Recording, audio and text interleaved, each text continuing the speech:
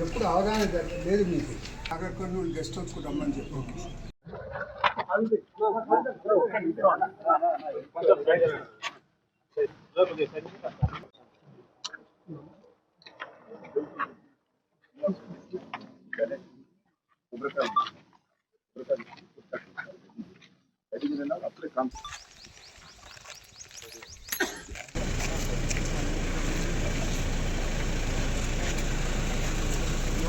Police department కానీ బందోబస్తుకు చర్యలు అనేది తీసుకోవటంలో అశ్రద్ధ వహించినట్టు స్పష్టమైంది. వారితో కోరడం జరిగింది, భవిష్యత్తులో ఇటువంటి జరగకుండా చూడాలని కోరడం జరిగింది.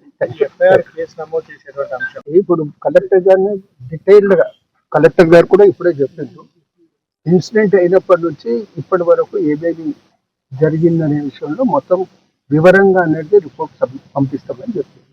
ఆ రిపోర్ట్ వచ్చిన తర్వాత మేము కమిషన్ తరఫు నుంచి మేము అదే యాజ్ ఏ కమిషన్ ఇంతకు మించి మేము ఎక్కువ చెప్పటం అనేది భావ్యం.